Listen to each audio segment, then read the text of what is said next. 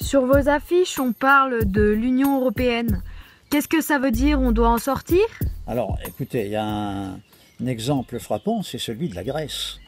Le gouvernement Tsipras, le gouvernement actuel de la Grèce, vient de baisser il y a 15 jours les retraites pour la 14e fois de suite. Les gens touchent peut-être maintenant 40% de la retraite qu'ils avaient au départ. Et donc, souvent, les jeunes sont au chômage. Les anciens qui ont des retraites font vivre aussi les jeunes. On est dans une situation catastrophique. Et cette situation, elle a été imposée au peuple grec par l'Union européenne. Il faut savoir que régulièrement, la Banque centrale européenne prête de l'argent à la Grèce, argent qui ne va pas en Grèce, qui va directement dans les caisses des banques qui ont précédemment prêté de l'argent aux Grecs. Donc les Grecs ont été obligés de tout vendre, que ce soit le port du Pirée, les aéroports, des œuvres d'art antiques. Tout a été vendu aux capitalistes. On ne peut pas faire une politique en faveur de la majorité de la population sans rompre avec l'Union européenne. Je prends un exemple, un autre que la Grèce. Il va y avoir des élections en Angleterre. Il est possible, contrairement à ce que disaient les sondages il y a un mois encore, que le parti travailliste, c'est-à-dire c'est le parti socialiste anglais, gagne les élections. Il a à sa tête un dirigeant qui s'appelle Jeremy Corbyn et qui a promis de renationaliser les chemins de fer. Donc je prends cet exemple très concret. Les règles de l'Union européenne interdisent totalement de renationaliser les chemins de fer. Et si Corbyn vient au pouvoir, eh bien, il pourra tenir cette promesse, contrairement à Tsipras qui n'a pu tenir aucune de ses promesses, et qui a même fait exactement le contraire. Pourquoi? Parce que le peuple anglais, il y a maintenant à peu près un an, a voté le Brexit, il a voté que l'Angleterre quitte l'Union européenne. Voilà. Alors je précise bien qu'il s'agit, l'Union européenne, c'est une institution supranationale.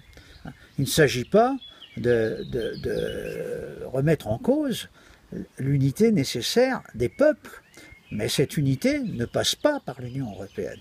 L'Union européenne, au contraire, a été conçue dès le départ par Jean Monnet, qui est quelqu'un qui vivait ici dans l'Ain, pas loin d'ici, mais qui était ce que certains appellent un agent américain. L'Union européenne a été faite en fait plutôt au profit de l'impérialisme américain, des capitalistes qui sont à la tête des États-Unis. Et c'est un moyen pour les États-Unis de dominer l'Europe. Contrairement à ce qu'on a fait croire aux Européens, on leur a fait croire que l'Union européenne permettrait au peuple d'Europe de résister à l'impérialisme américain. En fait, c'est exactement le contraire. L'Union européenne, c'est aussi être obligée de participer à l'OTAN. L'OTAN, c'est l'organisation militaire des pays européens autour des États-Unis. Et c'est un autre problème qui est très important.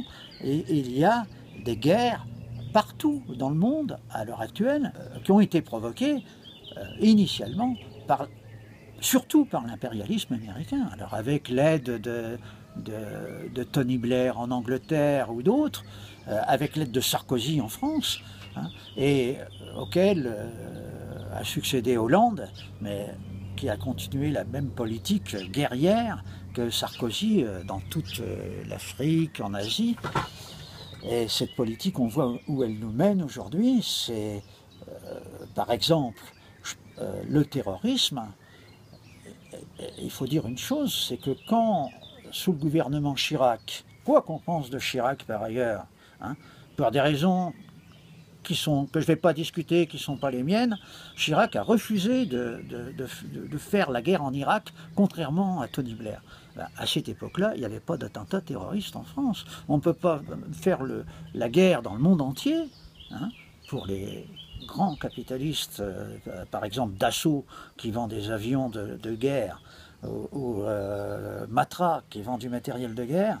On ne peut pas faire la guerre partout au profit de ces gens-là sans que, quelque part, cette guerre nous retombe dessus. La guerre, elle devient